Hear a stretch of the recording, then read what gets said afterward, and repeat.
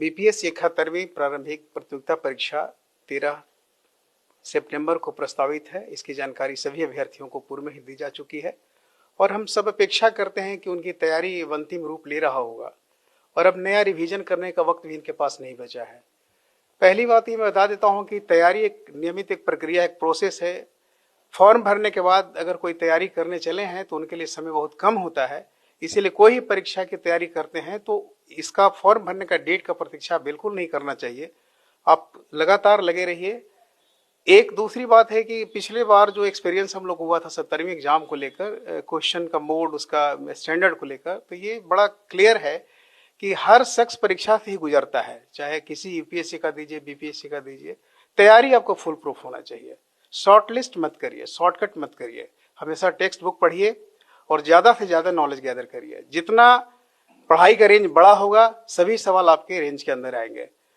कोई भी shutter examination का होते हैं उनको कोई डायरेक्शन इस तरह का नहीं दिया जाता है कि किस तरह का क्वेश्चन को सेट करना, उनको पूरा फ्रीडम दिया रहता है, वो जैसा चाहे क्वेश्चन सेट कर सकते हैं।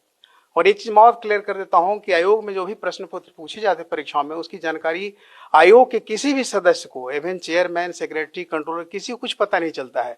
जिस दिन आप परीक्षा समाप्त होती है और जिस दिन आप परीक्षा देते हैं परीक्षार्थी, उसी दिन हम लोग को ही पता चलता है कि क्वेश्चन इस तरह का पूछा गया था। और हर परीक्षा में दो ही चीज कॉन्फिडेंशियल होती है, अभ्यर्थी का मेरिट और एग्जामिनेशन का क्वेश्चन पेपर। बाकी चीजें आजकल सोशल मीडिया का जमाना है, हर चीज ट्रांसपेरेंट रहता है।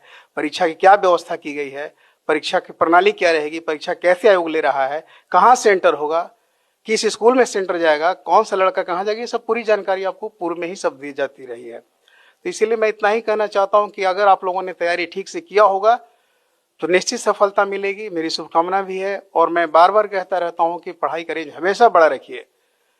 कोई भी प्रश्न पत्र ऐसा नहीं आता है कि जो आपके रेंज के अंदर नहीं होगा। जब पढ़ाई का रेंज बड़ा होगा तो ऑटोमेटिकली पता चलेगा कि क्वेश्चन पेपर कहाँ से टीचर ने डिराइव किया है। यही मुझे कहना है और समय कम है, आप रिवीजन कीजिए। एक दूसरा है कि परीक्षा देते समय चूंकि ओएमआर बेस्ड एग्जाम है तो एकदम कॉन्फिडेंस लेवल हमेशा हाई रखिए। जिस क्वेश्चन के आंसर पर एकदम कॉन्फिडेंट है आपकी सी या B is the only option, तो उसी को आप कलर कीजिए।